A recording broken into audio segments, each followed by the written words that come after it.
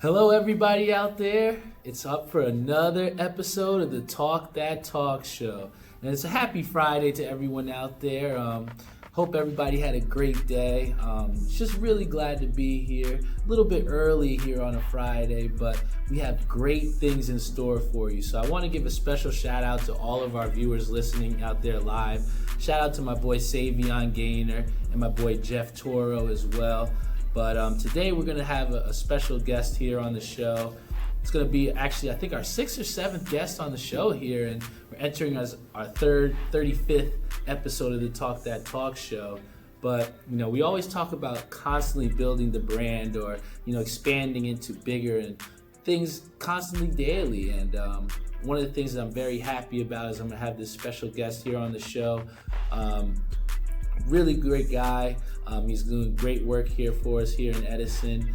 And I think for all the viewers out there, it's going to be very, very great episode for you to be able to just take a look into what exactly is going on in the place that we live every single day.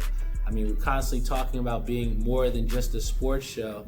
And, we've had many guests here on the show that have talked about health, talked about cancer survival and my own mom. And, just a whole bunch of different topics other than just sports.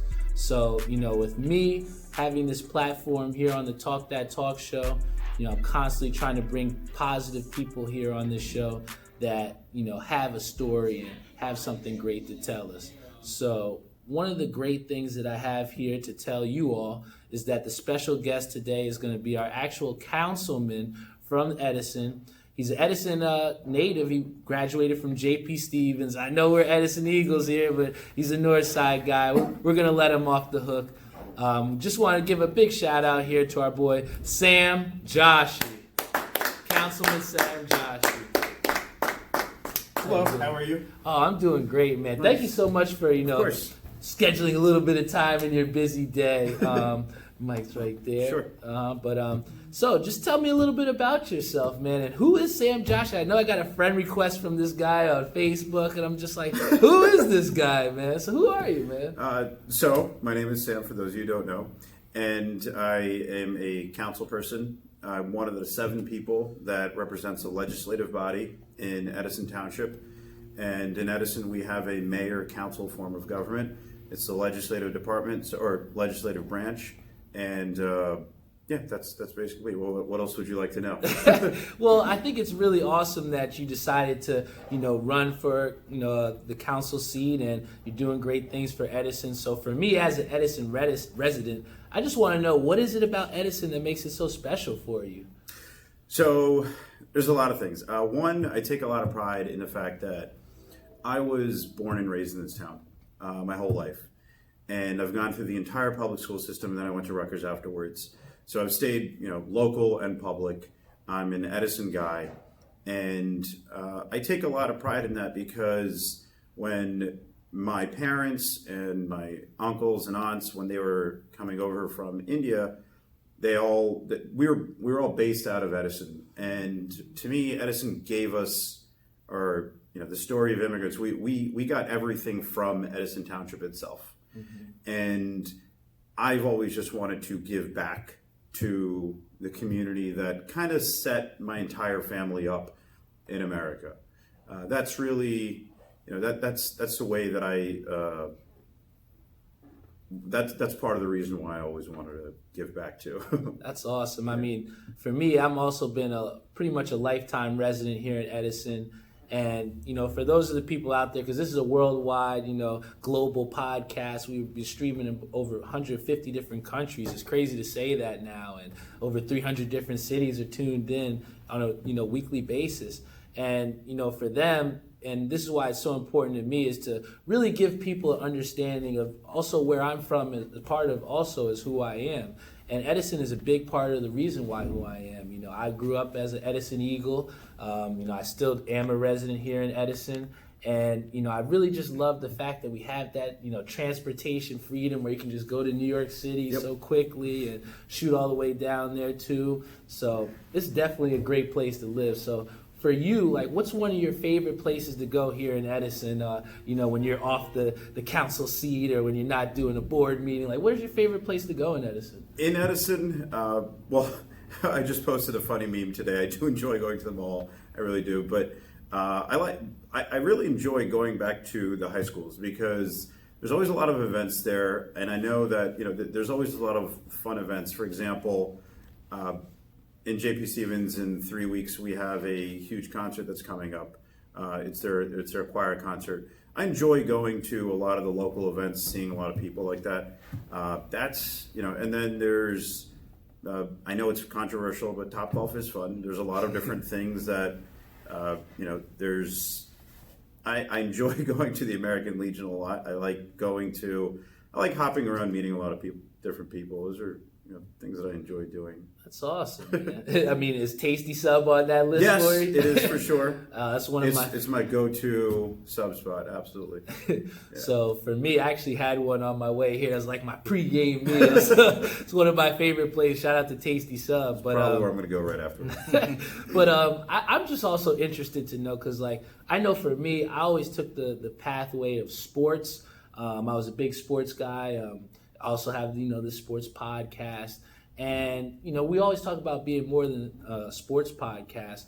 So it was just really cool for me to see you and to come on this podcast because you have shown a passion for politics. So I just really want to know, where did that come from and, like, what really drove you to say, hey, I'm going to do politics, Okay.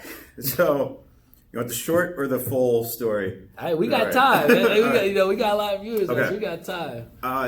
It began when my interest in government and politics came from one day in December when I was at my cousin's house. It was 1998. I was at my little cousin's house, and all my uncles and aunts were there. And I just remember playing with a little bouncy ball with my cousin and my sister. And, my family, it's the holidays, very loud, very talkative, having a great time. And then suddenly everyone just says, hold on, let's calm down, because there was a breaking news announcement. And it was when Bill Clinton had announced the Iraqi airstrikes and the bombings. Oh, I remember that. And I had no clue what that meant, but back in the day, in 1998, all the news channels would just stop and say, we interrupt you for this breaking news cycle. And now I see this guy, I have no idea who he is. I'm still playing with my bouncy ball with my cousin and my sister, and everyone's like, stop talking. And I was fascinated at how my very talkative family could just zip it for a minute to pay attention to whomever this guy was talking, on TV. And it wasn't until, after I tried to interrupt a couple times, but no, they were focused and they're paying attention. And I'm like, well, who is this guy after it ended? And they were like, that's President Bill Clinton. He's our president. I was the firstborn in my entire family in America. I was born in Edison. So I'm the firstborn here, and people in my family quickly turned. They're like, oh, you could do that because you're born here.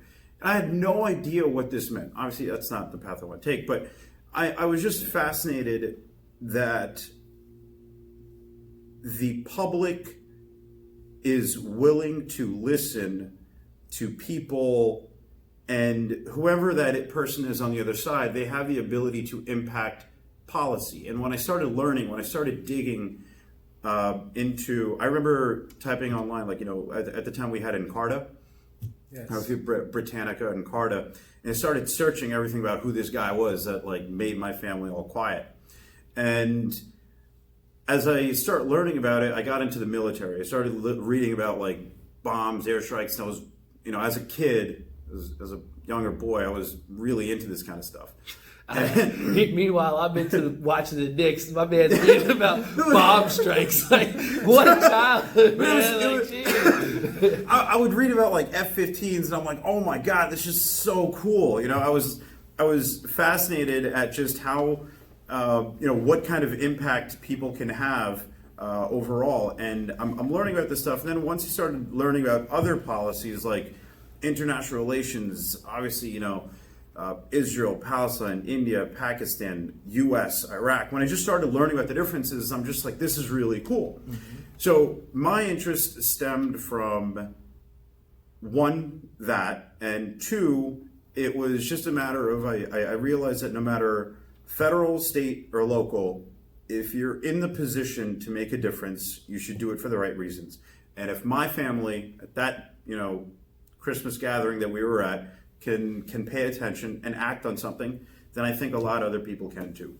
And I really like that you say that about, making a difference and, creating change, because I had a situation, at my job in full time where I actually am a site coordinator for a nonprofit, and we go into schools and we pretty much, try to create change, both on the social, emotional level, and, create healthier and safe play for these students. And, part of the reason why I continue to go on each and every day and why I wake up in the morning to commute to New York or to commute to Newark to the 4 different schools that I work at, it's all because of the belief that we can create a difference and that we can, transcend, just our personal being to then affect multiple and various beings as well too. So I definitely agree with you on that, as far as you have to have that intrinsic value or something that makes you want to affect not just your life but the other life next to you, Exactly. And I think that the important thing for people to remember,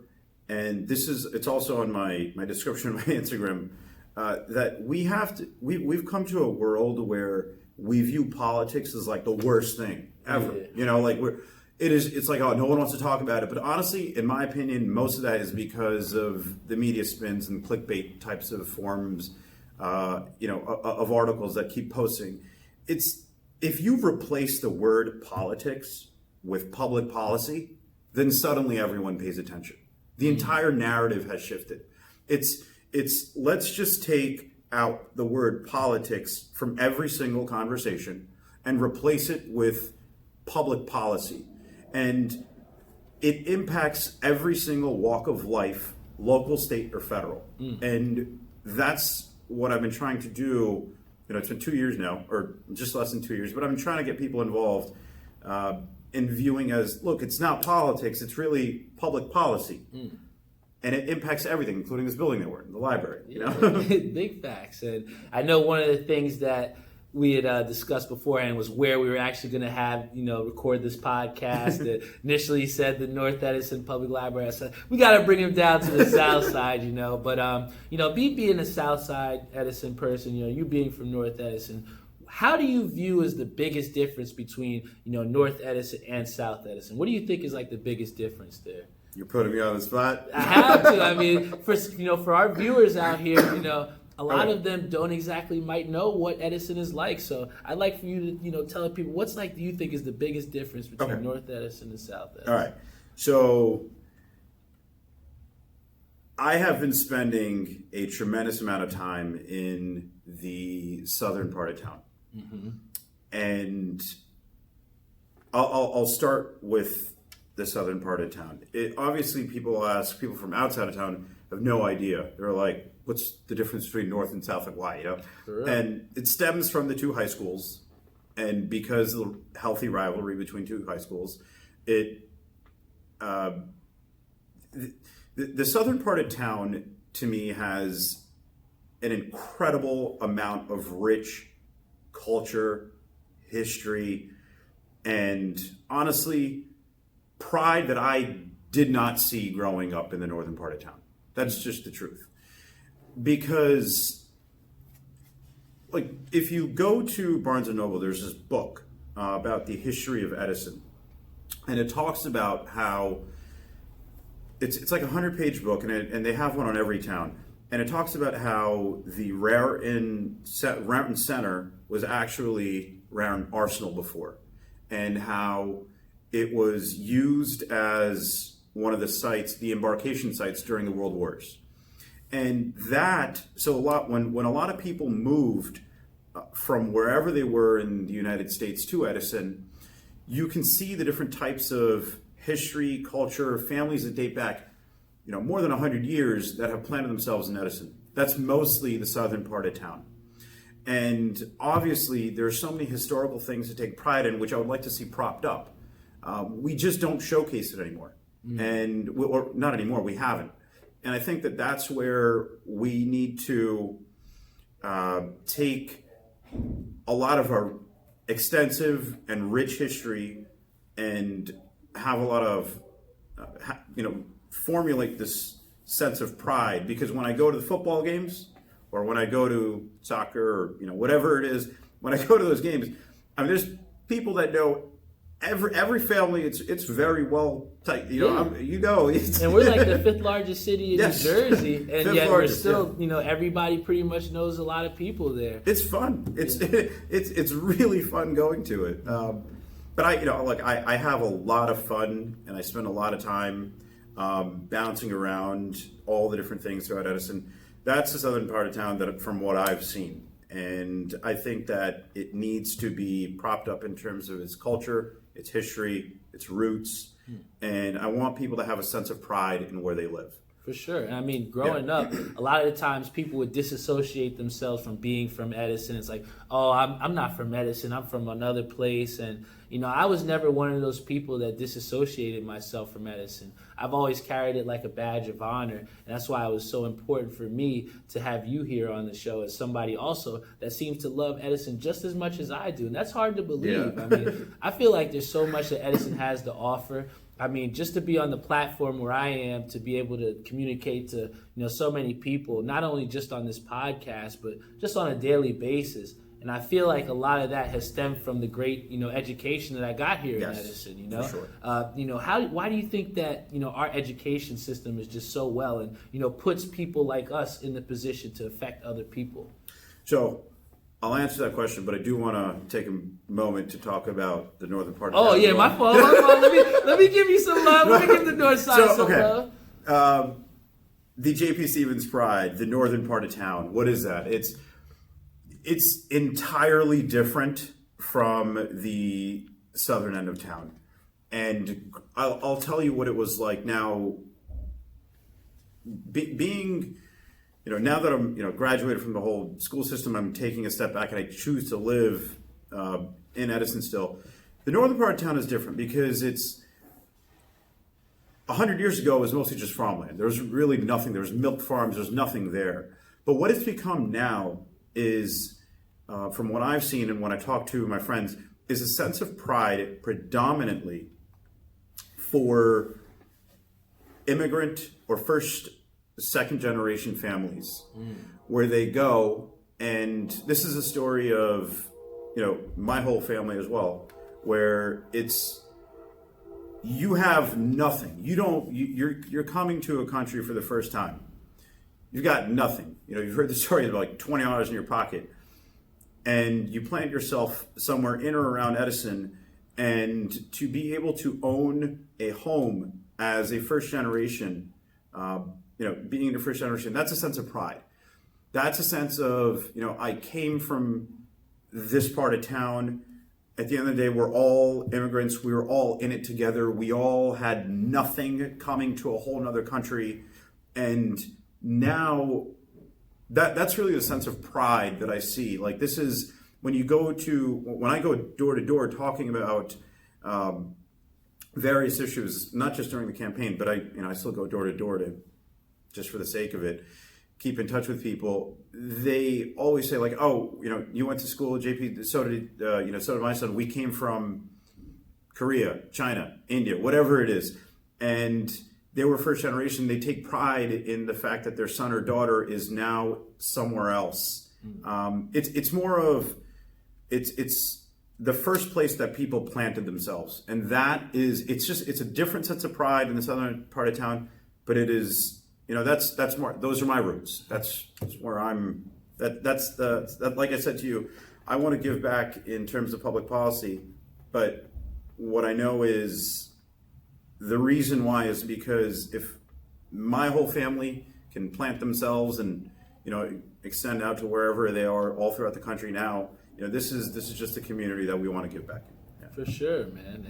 And I definitely want to talk, about the education again as well, because, just for you to be able to articulate yourself as well as you did, and, to be able to understand and perceive the world, that's not something that is just, born with, man. It's something that you learn through your experiences, but you can also be guided through those experiences by people that, have the teaching ability that they do. So, again, I definitely want you to touch on, why do you think the education system is so well here in Edison to create, change makers like ourselves?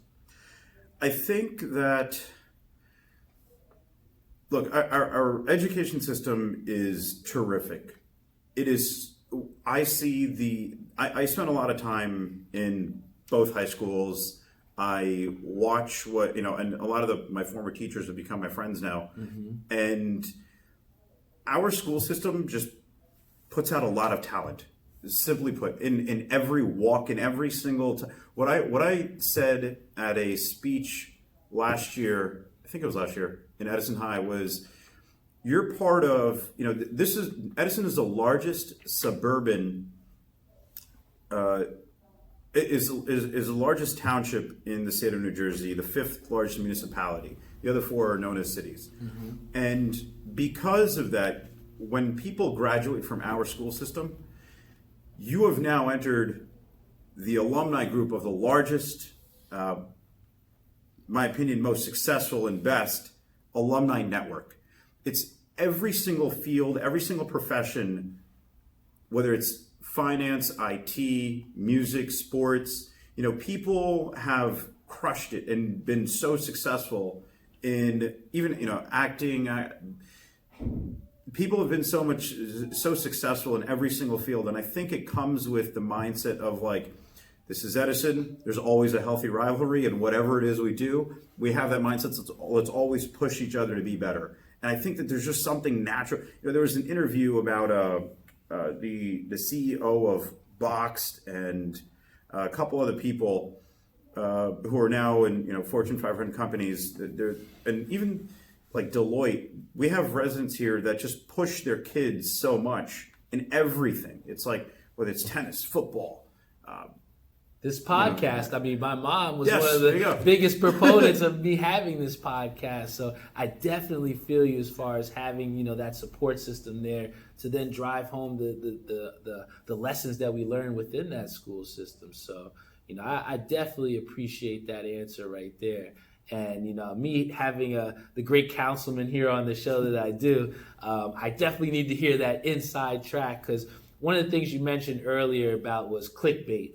And I can't believe all the different various articles that I see my friends post here on Facebook, on Instagram. Yeah. And one of that thing is the legalization of marijuana here in New Jersey. So, I just want to hear from your perspective as someone who is in a council seat here in this town. How far away do you feel that the state of New Jersey is from legalization? So it's going to be put on the ballot, mm-hmm. and I don't know what obviously the state is doing. I think that the last few polls that were put out, especially through Monmouth County, mm-hmm. Said that it's slightly favored in New Jersey. I'm curious to see if that applies in Edison, because we are not an urban environment. We're just not that demographic that would, in my opinion, probably vote for it. Mm. So I'm curious to see what happens next November. When I came on the council, that was the same cycle that Governor Murphy was elected. Yeah, that was one of the biggest reasons why he got elected into office, was his, personal stance on the legalization of it. So one of the things that I wanted to do, obviously his agenda was absolutely for it. I just question whether Edison was ready for that, because I just don't see how a suburban environment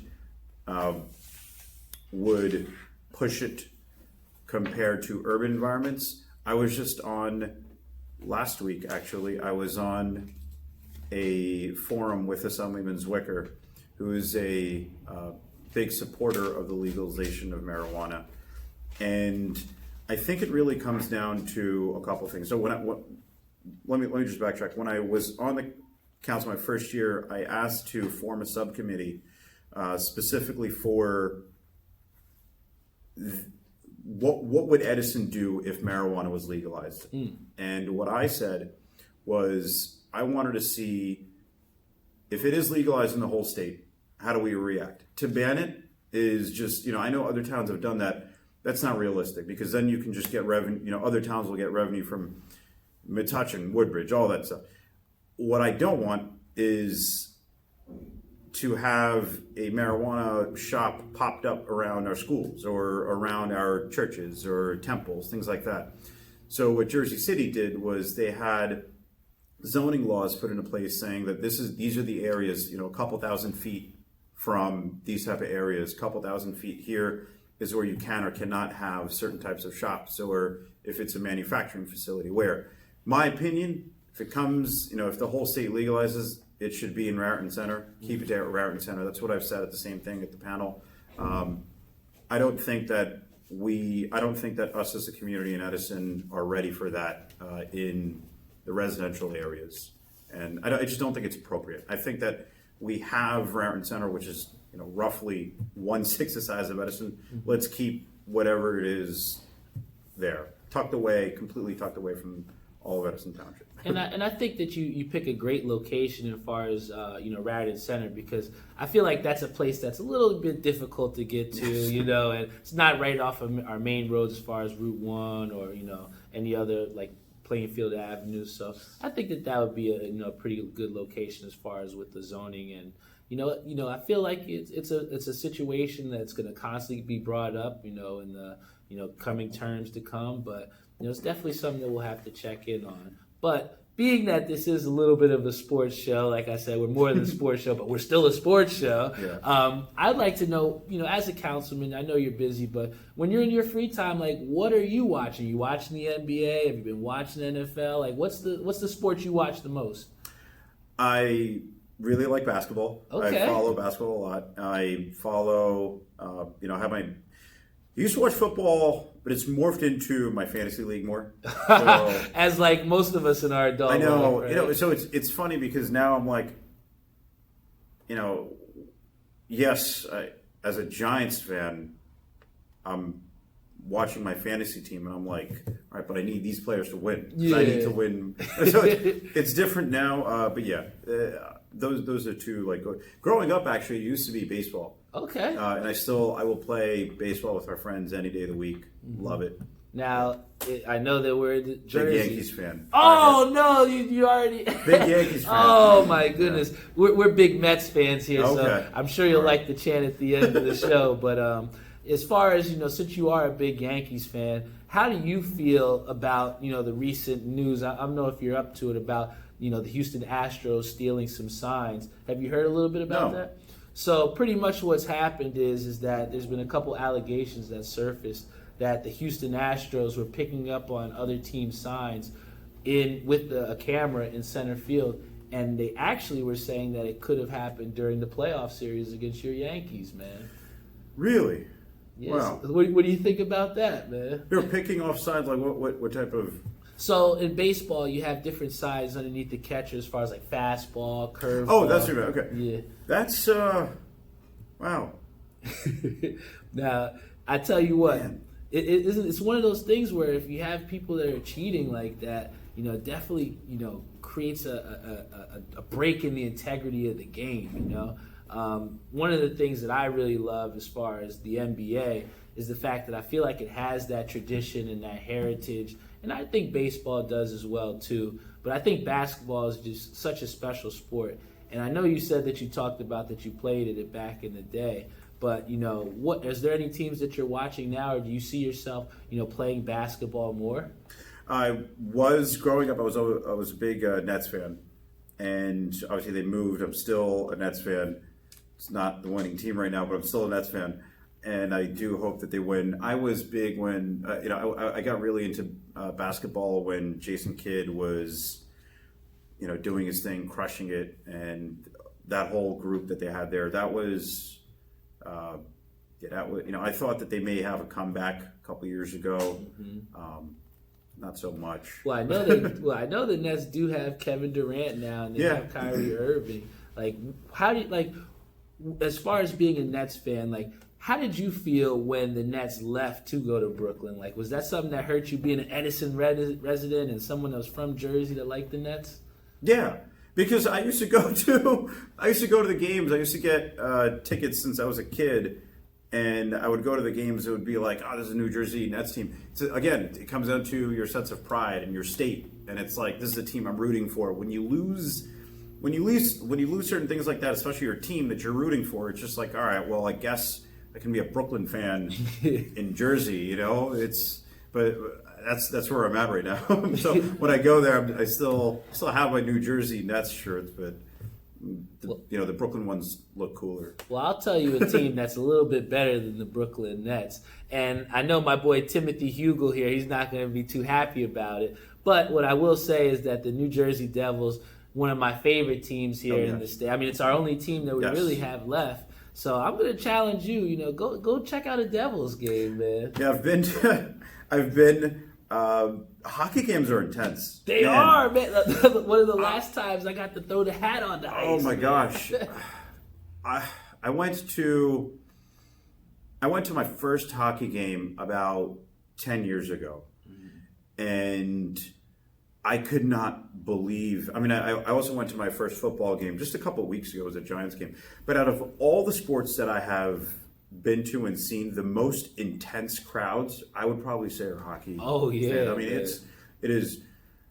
I don't know what it is. Maybe because it's cold, so everyone's just like, we gotta be more. Nuts, you know, yeah. It is really intense. It's a lot of fun. I'm down to go. You want to go? I would definitely go, Councilman. But no, we can go, man. We'll set it up. I mean, now that we're Facebook friends, I know who you are now. There you go. Know? But I have one last question to you before we go. One of the people on my Facebook live stream, he actually just got engaged to his fiance, my boy Rob Hunter, and he's a New York resident. And one of the things that he's been trying to get her to do is to try and move here to Edison. And he actually put it in the Facebook live stream here, and he wants to know, you know, if he's trying to talk to his fiance, how can he persuade how can he persuade her to come over here and to move over to Edison? Where did you say she lives right now? They both live in Brooklyn right now. Okay. Edison has consistently ranked one of the best places to grow up, raise a kid. And there are certain things that you get in a suburban environment that you're not going to get in a city, urban environment such as Brooklyn. Apart from the fact that our schools still remain consistently, like I said, the drive that comes from being in our school system, we still have, we have more than 30 parks in town. We have a terrific school system. We have easy access to both New York and Philadelphia. We have a true community environment that I enjoy. It's, you're going to see a lot more people that are waving hi to your neighbors or shaking hands here than you would get in an urban environment. Those are the type of thing, all the things that you would need raising a family, you can get a location, but because we still are a terrific place to live. Yes, we are. And one of the things that Timothy Hugel brings up is that there's less traffic. So I guess with a little bit of the reconstruction of the roads here, we've been able to have some more traffic that be brought down. Compared to Brooklyn, much less traffic. Especially you'll be able to find a lot more parking spots, right? Yeah. But, Councilman, I just really want to thank you for coming here on the show, Thank you. Sam.